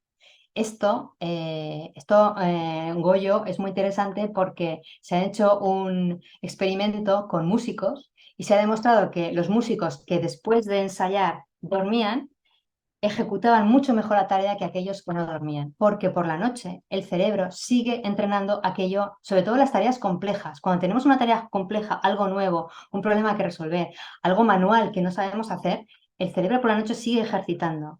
Imaginaos que os dormís con el ferrete o con la intención de hacer este ejercicio rápidamente. No tengáis ninguna duda que el cerebro va a pasarse toda la noche haciendo esto y que mañana por la mañana vais a ser súper hábiles haciéndolo, porque el cerebro sigue entrenando, sigue leyendo la partitura y moviendo los dedos. Y por supuesto, durante el sueño resuelve nuevos problemas. Necesita ese silencio de no estar despistado, pendiente y atento a lo que ocurre fuera. Pensar que el cerebro siempre está atento al peligro, a lo que viene de fuera. Está más atento a lo que pasa afuera que a lo que nos sucede dentro. Lo que nos sucede dentro al cerebro no le interesa. Si estamos bien o mal, no le interesa. Si somos felices o no, no le interesa. Solo le interesa defendernos del peligro, que estemos atentos, que no nos pase nada, que no cambie nada, la estabilidad, el equilibrio. Entonces, cuando estamos dormidos, no tiene necesidad de estar atento a todo eso y tiene toda su capacidad puesta en la resolución de problemas. Por eso a veces sucede esto, ¿no? Mi madre me decía de pequeña, me decía aquello de lección dormida, lección aprendida. Era esto de que tú estudiabas, más o menos tenías la sensación de que lo sabías, pero no terminabas de encajarlo y te levantabas por la mañana y de repente te lo podías repetir de memoria, ¿vale? Porque todo eso ha sucedido durante la noche. ¿Qué podemos hacer al respecto? Bueno, no os voy a contar nada que no sepáis. higiene del sueño. Acostarnos siempre a la misma hora. ¿Por qué dormir la siesta? Dormir la siesta porque en realidad nuestro ciclo de regeneración no son 24 horas, son 24,4. Y esto hace que como nos levantamos más o menos todos los días a una hora determinada, nos falta ese 0,4. Pues ese 0,4 es lo que podemos recuperar con la siesta. Por eso nos sienta también esa siesta de 20 minutillos, ¿no? Hacer ejercicio, dormir en entornos silenciosos y a oscuras, apagar los móviles, evitar estimulantes, cafeína, teína a partir de una hora determinada. En fin, lo que ya sabéis sobre la higiene del sueño. Lo importante es que seáis conscientes. Yo os invito a que reflexionéis sobre si realmente estáis durmiendo lo suficiente, si tenéis una buena higiene del sueño y que empecéis a aplicar pequeñas técnicas para hacerlo. Yo la primera en la que pienso es en apagar los móviles y la televisión, que no sea lo último que veamos una pantalla, porque el cerebro se confunde, piensa que todavía es de día. Esa luz que emiten las pantallas hace que el cerebro, ¿cómo se llama? La mielina, la cosa que se toma ahora, la melatonina, se inhiba la producción de melatonina. Bueno, en esto todavía somos muy primarios, nos encanta ser tecnológicos, pero nuestro cerebro es un cerebro del paleolítico y sigue funcionando igual, entonces no va a aprender en 20, ni en 30, ni en 40 años a entender que la luz del móvil es la luz para ir a dormir. Esto no lo va a entender. Tienen que pasar muchos cientos de años de evolución y nosotros ya no lo vamos a vivir, ¿vale? La segunda clave, no hacer nada. Nada es nada. Fijaos que la mitad del tiempo, un 46,7% de nuestro tiempo, nuestro cerebro no está pensando en nada en concreto, que es mucho. Casi la mitad de nuestra vida el cerebro está divagando. Es lo que se llaman las redes neuronales por defecto. Y cuando está en ese divagar, que puede ser muy útil en un momento determinado, porque nos permite descansar, pero no es generalmente lo que suele suceder. Primero, porque no lo elegimos nosotros, sino que es la mente la que se va y cuando se va ya sabéis a dónde se va. Lo hemos visto antes, ¿no? Cerebro orientado a la crisis, al problema, a lo que no funciona, a lo que tengo que... Bien. Es importante, primero, para descansar de la actividad del cerebro, no hacer nada, pero sobre todo porque la mayor parte de la solución a los problemas llega cuando no estamos haciendo nada. El 60% de los problemas se resuelven cuando no tratamos de resolver el problema. ¿Por qué? Porque generalmente cuando tratamos de resolver el problema, lo hacemos desde el consciente. Nuestro cerebro consciente tiene un tipo de información muy delimitada y además tiene un patrón de pensamiento que es como muy, muy lineal. Pienso en una cosa, claro, entonces si pienso en esto, lo que puede pasar es muy lineal. Y entonces el cerebro consciente se pierde toda la información que está en el inconsciente, que es donde realmente está todo lo que vamos grabando día a día, nuestra sabiduría, nuestra intuición, las experiencias, lo que las emociones nos están contando sobre lo que está pasando. Todo eso sucede a nivel inconsciente, por debajo del córtex, sucede debajo. Entonces, dice un principio de la PNL, dice que a más esfuerzo consciente, menos activación inconsciente. Es decir, cuanto más me empeñe en estar en el consciente tratando de resolver algo, no tengo acceso a toda la información que me da mi inconsciente. ¿Qué pasa? Que cuando no hago nada, cuando suelto la necesidad de resolver un problema, entonces surge la solución. ¿No os ha pasado esto? Que habéis estado tratando de tomar una decisión o resolver un dilema y no veis la solución y de repente habéis dejado de pensar en ello y aparece la solución. Esos momentos eureka, ¿no? Que son donde se produce la creatividad. Porque lo que ocurre es que cuando estamos pensando en la solución, en el problema, no estamos escuchando unas sinapsis que son muy débiles, porque las fuertes son estas, ¿no? Estos patrones aprendidos de pensamiento, pero las otras todavía no están demasiado fuertes y nos están dando asociaciones de ideas, que es cómo funciona el inconsciente. En el consciente, nuestra mente racional va, si pasa esto, luego es como lineal, y detrás de esto sucederá esto. El inconsciente es mucho más creativo. El inconsciente coge hace como un barrido 360 sobre todos los archivos que tiene grabados. Y coge experiencias anteriores, vivencias, momentos, personas, aprendizajes, y hace un escáner de todo y coge algo que ocurrió cuando tenía 6 años, más otra cosa que me pasó la semana pasada, más no sé qué, ¡rum! Elabora información, ¡pam! Y te trae una solución creativa. Pero para que esto suceda, hemos de dejar de pensar. ¿Veis la incongruencia? Pero es cómo funciona realmente. Seguramente habéis tenido esta experiencia, ¿no? Lo que los ingleses llaman las 4 Bs. Bed, bath, bus, bicycle. O sea, surgen las ideas en la cama, es decir, mientras soñamos, cuando estás en el baño, cuando vas montando en bicicleta o haces cualquier actividad, o cuando vas en el autobús y estás simplemente observando la vida. Pues a esto es a lo que os invito, a que entrenéis al cerebro a no hacer nada, pero que lo hagáis conscientemente. ¿Y cómo se hace esto? Pues dedicaos 10 minutillos al día a no hacer nada. Pero nada es nada. Nada no es encender la tele. Yo es que me enciendo la tele para descansar. No. O sea, olvídate. Cuando estás viendo la tele, el cerebro tiene una actividad que no te sirve para nada, básicamente. Es inútil. Ni móviles, por supuesto, ni redes sociales. Simplemente tírate en el sofá y no hagas absolutamente nada y a ver qué pasa. Y permítete ponerte nervioso, nerviosa, entrar en ansiedad, porque ¿qué hago yo perdiendo 10 minutos con lo que tengo que hacer? Permítetelo y a ver qué pasa. Estoy hablando de 10 minutos, bueno, 5 minutos, ni 10. 5 minutos al día, venga, 3 minutos al día, permítete no hacer nada. Pruébalo. Por supuesto, apaga el móvil en algún momento. Sobre todo, no lo utilicéis en los momentos de descanso. Es mucho más útil para el cerebro darte un paseo observando el azul del cielo o un árbol, quedarte mirando cómo se mueven con el viento, mucho más útil, mucho más nutritivo que estar mirando algo por el móvil, que todavía lo agota mucho más, porque es una cantidad de información que no podemos procesar y que está a impactos encendiendo el cerebro, pero en modo agotamiento, lo agota. Elige tú tus tareas. En lugar de, para ser mucho más productivo y para que puedas darte esos momentos de inactividad, organízate, planifica tus tareas. Permite a los demás también no hacer nada, al igual que tú lo necesitas, si trabajas con equipos o aunque tienes personas a cargo, permite que en un momento determinado necesiten ese no hacer nada para refrescar su cerebro y volver a trabajar con otra predisposición, con otra energía y con otros recursos. Haz actividades manuales.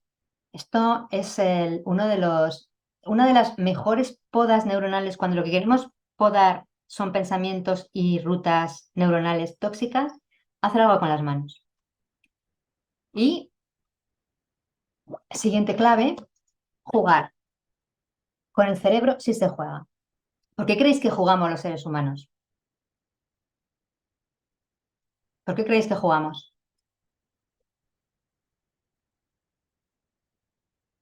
Porque tiene una finalidad. Los seres humanos además somos la especie animal que más tiempo juega.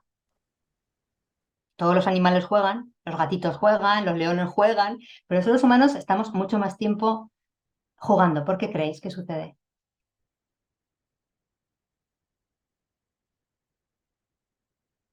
¿No? El juego en realidad es el campo de aprendizaje del cerebro. Fijaos que cuando éramos pequeños estábamos todo el día jugando y lo que hacemos es aprender a vivir en forma de juego. ¿Qué pasa? Que llega un momento en que los seres humanos dejamos de jugar y cuando jugamos se producen muchas cosas. Se produce que disfrutamos mucho. Inundamos nuestro cerebro de neurotransmisores del tipo de endorfinas, dopaminas, oxitocinas, que nos dan sensación de logro.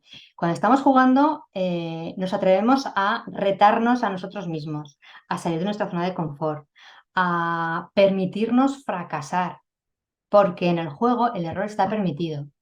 Sí, vale, hay personas que llevan muy mal lo de perder y se enfadan mucho y son muy competitivos, pero está dentro del campo, o sea, cuando tú te enfrentas, juegas un partido de tenis con alguien, sabes que puedes ganar o puedes perder y tu cerebro está continuamente tratando de buscar estrategias, saber cómo lo hago, nuevos movimientos, está trabajando continuamente. Entonces, fijaos qué chulo sería si pudiéramos permitirnos, porque es una de las formas óptimas, no, la mejor forma de desarrollar y nutrir el cerebro de experiencias nuevas es jugar.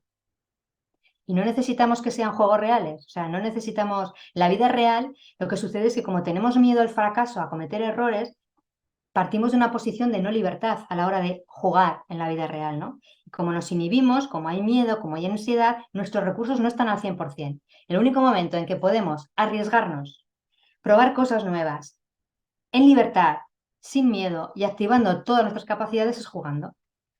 Por lo tanto, chicos, juguemos más, que no hace falta ser un niño para jugar.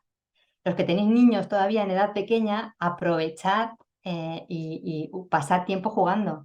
Y si no, pues probar a celebrar los éxitos. Igual que juegas un partido de fútbol o algo y cuando éramos pequeños celebramos el equipo ganador. Bueno, pues ahora también, cada vez que en el trabajo hayas superado un reto, hayas hecho algo que te haya costado esfuerzo o que te preocupaba conseguir, celébralo. Inúndate de esas dopaminas. Recréate y dedícale más tiempo a las actividades que te gustan. Evita ese síndrome de felicidad aplazada. Cuando tenga más tiempo, cuando llegue el fin de semana, si te apetece aprender a cantar, ¿a qué estás esperando? Apúntate ya. Usa el refuerzo positivo. Cada vez que consigas algo, premiate. Juega en grupo, porque aprendes mucho de los demás, te mides con los demás. Supone un reto adicional.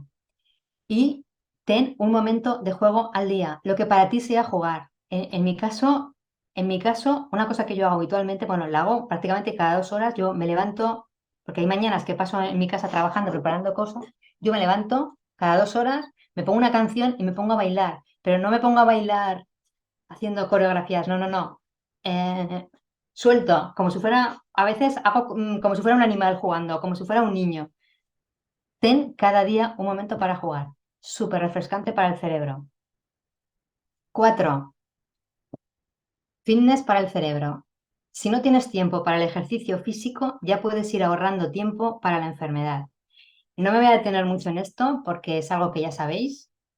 Hoy ya sabemos que si solamente tuviéramos que decidir una actividad que cuide nuestro cerebro, que mejore nuestras capacidades cognitivas, que retrase el envejecimiento celular, que sea también un parapeto para la depresión y las enfermedades mentales, el ejercicio físico y sobre todo el ejercicio físico aeróbico.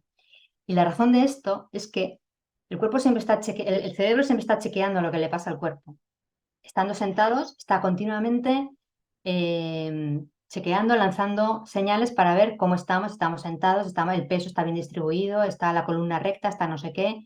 Incluso cuando estamos durmiendo, hay un momento cuando estamos durmiendo, en una fase del sueño, cuando empezamos en el sueño ligero, la primera parte del sueño ligero, que baja tanto el nivel de respiración y baja tanto los latidos del corazón, se ralentizan tanto que el cerebro, hay momentos que no sabe si nos hemos muerto. Necesita chequear que sigue conectado el cuerpo al cerebro y por eso manda una señal que no sé si os ha pasado alguna vez. Esto que estás soñando que te caes y de repente te despiertas, es porque el cerebro manda una imagen para que el cuerpo reaccione. Entonces dice el cerebro, así, Nieves está viva, podemos seguir, ¿vale? O esos espasmos que de repente no sabemos qué nos pasa y te levantas, te despiertas de pronto. Entonces, claro, eso lo está haciendo continuamente, pero cuando nos movemos, imaginaos la actividad que llevan las células, millones de células conectadas a la vez, porque están midiendo, la rodilla se levanta a 25 grados y entonces se tensa el tendón y entonces el músculo no sé qué se contrae para después llevamos oxígeno. Cuando nos movemos haciendo ejercicio aeróbico, a ser posible aeróbico, se produce que está continuamente el cerebro encendido. Se enciende todo el cerebro a la vez. Y cuanto más rápido lo hacemos, por eso aeróbico, porque genera que el corazón vaya por encima de sus 120 pulsaciones, eso es un ejercicio aeróbico, lo que pasa es que no se disipa en ningún momento. El cerebro está iluminado todo el rato. Esto es ejercicio puro y duro para el cerebro. Esto es la garantía de que luego ese cerebro va a poder aprender, se va a mantener más sano, se va a refrescar antes. Por lo tanto, esto es ineludible. Si hay algo que tenéis que no dejar en vuestra vida, es el ejercicio. Podéis eliminar todo lo demás. ¿Comer más o menos bien es importante? Sí. ¿Hacer ejercicios para reforzar el músculo emocional? Sí, todo es importante. Pero en primer lugar, el ejercicio. Y que no sean siempre los mismos ejercicios, ve cambiando. Pues un día bailas, otro día. Hablo de ejercicio, no de deporte. Puede ser bailar, puede ser cualquier cosa, puede ser correr, pero ve cambiando de ejercicios. Y incorpora estiramientos. Hoy se sabe que los estiramientos, además de facilitar la eliminación de toxinas en el cerebro, facilitan la concentración. Cuanto más estiramos, mayor es nuestra capacidad de concentración. invéntate juegos de coordinación y lateralidad. Prueba ahora, en 5 segundos. Prueba a hacer esto. Mueve tu pie derecho girándolo en la dirección de las agujas del reloj. ¿Lo estás haciendo? ¿Sí? Vale, pues al mismo tiempo, con la mano derecha dibuja un 6. Mientras mueves el pie derecho al ritmo de las agujas del reloj, dibuja un 6. ¿Sí? Bueno, va a pasar cosas, ¿no? Pues que el pie se va a dibujar el 6 o que la mano se va a la dirección. Este es un ejercicio de lateralidad que puedes practicar y en internet hay montones de estos. Shock sensorial. Haz que tu cerebro active zonas que serían incongruentes e incompatibles. Por ejemplo, imagínate a qué puedes saber el zumo de naranja mezclado con el queso, o el chocolate con leche y la chistorra. No sé, estas asociaciones extrañas para que el cerebro trate de encontrar conexiones distintas, que es de lo que se trata, de empezar a enchufar el cerebro en lugares diferentes y ejercita tus hemisferios. ¿Esto cómo se hace? Pues, por ejemplo, piensa en contar del 1 al 100 y al mismo tiempo que cuentas del 1 al 100, que lo que estás haciendo es ejercitar el hemisferio izquierdo, levanta tu mano derecha cuando llegues a un número que sea múltiplo de 3 y tu mano izquierda cuando llegues a un número que sea múltiplo de 4. Yo qué sé, lo mismo. Hay millones de ejercicios de estos, ¿vale? Clave 5, neuronutrición. Y no voy a contar nada de nutrición porque ya lo sabéis. Hoy ya sabemos que las grasas insaturadas, el azúcar refinado inflaman el cerebro, facilitan la aparición de enfermedades mentales. Esto ya no hay duda sobre esto. De hecho, ya hay depresiones que se tratan con dietas, o sea, lo que es una dieta mediterránea sana que todos conocemos. Impacta directamente en el cerebro. Hay un estudio estadounidense que dice que los americanos tienen la membrana de las células neuronales más rígida debido a su alimentación frente a los japoneses, por ejemplo. Se hizo un estudio comparativo entre americanos y japoneses. La alimentación cambia las estructuras del cerebro. Pues no sé a qué estamos esperando para cambiar nuestra alimentación. Entrena tu voluntad. ¿Qué significa esto? Bueno, la voluntad es como un músculo que es muy interesante que tengamos activado, pero que se desgasta. Estas personas que están sometidas a una voluntad, que durante muchos meses están sometidos a una dieta muy rígida, llega un momento que la voluntad se agota y necesitamos ir recargando la voluntad porque es como un diablillo, ¿no? Sabemos lo que está bien, lo que necesitamos hacer, sabemos que nos conviene hacer deporte, nos conviene hacer ciertas cosas, nos conviene no frecuentar a determinadas personas, nos conviene ponernos el cinturón de seguridad, pero llega un momento que no lo hacemos. Y además, lo que suele suceder es que cuando el cerebro trata de distraernos, como no sabemos lo que nos está pasando, por ejemplo, imagínate que estás trabajando en algo que te resulta muy pesado y muy duro. Y estás en casa, a mí esto me pasa, estamos en casa, estoy en casa trabajando y de repente me atasco, llevo un rato trabajando, me atasco y tengo un impulso de ir a la nevera a comer algo, que no es hambre, porque no me apetece comer una manzana, precisamente. Me apetece coger el queso, el fuet. Y entonces, si vivo en piloto automático, lo que hago es abro la nevera, cojo el fuet, me pongo a comer, tiqui, tiqui, tiqui, tiqui, y puede suceder esto, o me doy cuenta y digo, no, Nieves, que no es el momento de levantarse, que tienes que acabar con esto. Venga, que no te conviene ahora comerte el fuet. Entonces lo que hago es, a un cerebro que ya tengo agotado, que lo que necesita es descansar y que por eso el cerebro, porque está cansado, me ha propuesto que me levante a comer algo, no por otra cosa, le meto más esfuerzo, gasto más energía. Y como gasto más energía y le meto más esfuerzo, llega un momento ya que me rindo y entonces sí que voy a la nevera. Es decir, cuando pasan estas cosas, no pienses tanto en luchar contra ¿cómo se dice? La tentación. No trates de luchar contra la tentación, sino trata de escuchar y darle lo que el cerebro está necesitando en ese momento, que es descanso. Lo que pasa es que, como no sabe cómo distraerte, te trae la comida, porque sabe que tú respondes a ese impulso y es lo que necesita el cerebro para que dejes de trabajar. Entonces, en lugar de lanzarte a la comida, escucha al cerebro. ¿Qué necesito? ¿Descanso? Pues descanso. Yo lo que hago es esto, lo que os he dicho antes. Yo cada 2 horas paro, me pongo una canción, 3-4 minutos, bailo, porque me encanta bailar, me oxigeno, cambio de postura, me movilizo, vuelvo a poner todo en su sitio, el cerebro ya ha descansado y ya puedo seguir trabajando, ¿vale? Entonces, para entrenar esa voluntad, lo que podemos hacer, primero, ten objetivos claros, no le cuentes a tu cabeza, el mes que viene empezaré a hacer deporte, no, cuéntale, el lunes voy a hacer media hora de entrenamiento con mi entrenador a esta hora, porque así el cerebro no tiene la posibilidad de despistarse. Llevar registros de los logros, de lo que vas haciendo, de lo que vas consiguiendo, es como ir chequeando, ¿no? Las listas. Al cerebro le encanta tachar objetivos cumplidos. Externaliza y confía tu voluntad en alguien. Si necesitas hacer frente, afrontar un reto para el que requiere de tu fuerza de voluntad, hazlo con alguien, cuéntaselo a alguien para que tu compromiso sea también con otra persona y cuando flaquees tengas la posibilidad de tirar de la necesidad de cumplir con la otra persona. Administra y carga tus baterías, es decir, descansa, relájate cuando sea necesario, date tus periodos, busca la motivación, premiate cada vez que consigas algo. Sobre todo, sal del automático, sé consciente de lo que necesitas en cada momento. Pregúntate si de verdad tienes hambre o es simplemente que estás cansada. Y sobre todo, anticipa las dificultades que puedas encontrar en esos retos que te vayas programando. Y no pasa nada, somos seres humanos. Vivimos entre la polaridad de lo que sabemos que necesitamos hacer, debemos hacer, y nuestros deseos, nuestros impulsos. No pasa nada si alguna vez caemos, porque lo que suele ocurrir es que nos fustigamos tanto, nos tratamos tan mal, nos contamos que no somos capaces, que la próxima vez que vayamos a comenzar de nuevo nuestro reto, nos va a resultar muchísimo más difícil. Yo tengo ahora mismo un amigo que está en proceso de rehabilitación por una adicción alcohólica, y lo primero en el centro de rehabilitación fue: y si vuelves a beber un día, no pasa nada, va a suceder y estará bien y perdónatelo, porque si te metes en la culpabilidad, en lugar de una pequeña caída de un día, se va a convertir en una recaída. Así que perdona tus errores, somos humanos y nos va a pasar alguna vez.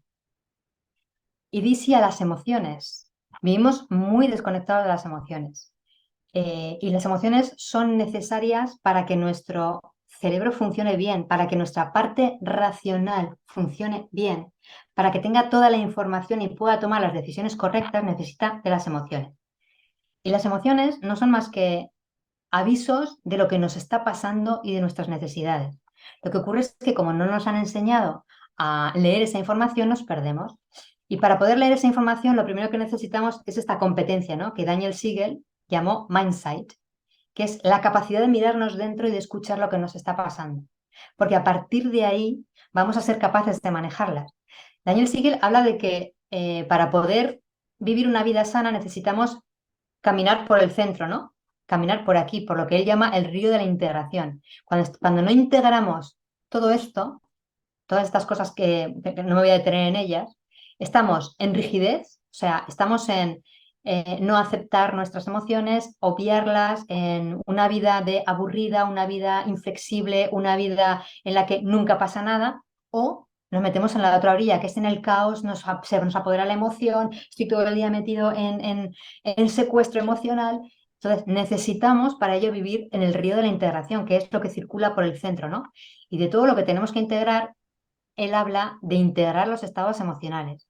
¿Esto qué significa? Significa que primero no le pongo a las emociones valencia positiva o negativa, sino que integro todo lo que me pase.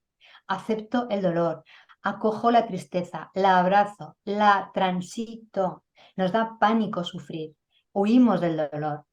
Y cuando huimos del dolor lo que hacemos es generar más dolor. Necesitamos atravesarlo, porque estamos hechos así. Ya me gustaría que fuera de otra forma. ¿Y cómo podemos darnos ese feedback para saber lo que nos está pasando? Pues fijaos, cuando atravesemos las diferentes emociones, por ejemplo la tristeza, cuando estamos tristes y no ha pasado nada aparentemente, pero tenemos este saborcillo de que nuestros días son tristes uno detrás de otro, pregúntate: ¿qué estoy descuidando de mi vida? ¿A qué no le estoy dando importancia? ¿Qué estoy perdiendo y no me doy cuenta? Que puede ser cuidarme a mí misma, puede ser no darme amor suficiente, puede ser no tenerme en cuenta a la hora de tomar decisiones. Y por eso tengo ese saborcillo de tristeza. Necesito hacer este ejercicio de pararme y darle sentido a lo que me está pasando. Y a partir de ahí puedo actuar. Pero primero tengo que hacer este ejercicio. Primero tengo que aceptar que estoy triste y drenar y llorar y expresar la tristeza. Y después darle un sentido para poder descubrir la información que cada emoción me quiere dar. Y lo mismo con la alegría. De esto que me está pasando, ¿qué es lo que quiero mantener? ¿Por qué no estoy alegre en más momentos de mi vida? ¿Qué puedo hacer para que esto se repita más a menudo? O con el enfado. ¿Qué ha pasado que no quería que pasara? ¿Cómo me sentiría más relajado? ¿Qué tendría que pasar? ¿Qué necesito para calmar esto? ¿Qué no me estoy dando que está produciendo en mí esta sensación? Y así, una a una, con todas las emociones. Entonces, para mí sería, primero, hablar de tus emociones, ponerle palabras, expresarlas, aprender a detectarlas. Eso significa que necesito ese mindsight, ¿no? Ese mirarme dentro. Necesito dedicarme esos tiempos de silencio y de estar conmigo misma escribiendo, pensando sobre lo que me está pasando para poder aprender a detectarlas. Porque a veces estamos tan desconectados que no me di cuenta de que estoy triste. Expreso enfado todo el día, por ejemplo, y en realidad lo que me pasa es que estoy muy triste. No juzgar, no las juzgues. No hay emociones malas. No hay nada malo en las emociones. Incluso en la peor de las emociones hay un sentido, un significado y algo que necesitas para sanar y seguir adelante. Rodearte de personas con las que puedas sentirte tú mismo, que a su vez expresen tus emociones, con las que encuentres ese calor y ese acogimiento cuando necesitas que los demás te aporten, porque sucede esto mucho, ¿no? A veces solamente tienes ganas de llorar o de expresar algo que te está sucediendo y a tu alrededor encuentras personas que te dicen, venga chica, va, anímate, que ya verás cómo esto se pasa. Entonces te sale un vete a tomar por saco interno, porque en realidad lo único que necesitas es que esa persona te escuche o te comprenda o simplemente esté, aunque tú no digas nada, ¿no? Y practica el neurofeedback, que es esto que hemos visto, ¿no? Es estas preguntas que te puedes hacer para tener el feedback de lo que realmente está pasando. Y la última clave, hazte presente en tu vida. Vivimos en piloto automático. Nos perdemos el 50% de nuestra vida porque no estamos en el presente. Y una forma de entrenar esto es a través de la contemplación. Fijaos si es importante la meditación contemplativa, que en Zaragoza, en la Facultad de Medicina, el doctor García Campayo, que es el director del máster de Mindfulness, ha creado una cátedra de ciencias contemplativas, porque se ha descubierto que las personas que meditan, que se dedican a la contemplación y a la reflexión sobre sí mismo, a mirarse dentro, tienen menos enfermedades mentales, son capaces de manejar la atención, menos enfermedades cardiovasculares, tienen más desarrollados los lóbulos prefrontales, pasan un montón de cosas que hacen que su vida sea mejor.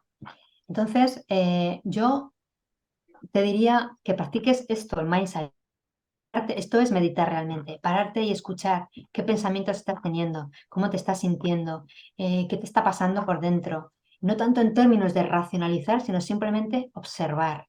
La práctica es observar, sin tratar de cambiar, solo mirar dentro mucho tiempo, respirar, conectarte con el cuerpo y con el ritmo vital, con la energía que nos da la vida a través de la respiración.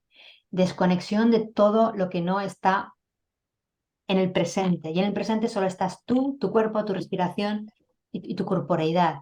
Lo digital no es la vida. Es otra falacia que nos han contado. Allí no hay vida. Haz menos, pero sé más productivo. Enfócate a lo que realmente tiene valor para ti. Y dedica al menos 10 minutos a la actividad contemplativa. Y en cualquier caso, cualquiera de estos pasos que quieras iniciar, conviértelo en un hábito, poco a poco, empezando por poquito, teniendo en cuenta que un hábito es la suma de una necesidad de algo que necesitas introducir o cambiar, más aprender cómo hacerlo, más repetirlo muchas veces. Y al final somos la suma de los hábitos, somos hábitos. El tipo de hábitos que tienes hoy determinan lo que te va a pasar mañana, cómo vas a vivir mañana tu vida, cómo te vas a sentir, cómo te vas a expresar en el mundo. Y os dejo finalmente con una frase que me encanta: haz todo lo que puedas, con todo lo que tengas, en el tiempo del que dispongas, en el lugar donde estés. Así que hasta aquí. Muchísimas gracias. No sé si...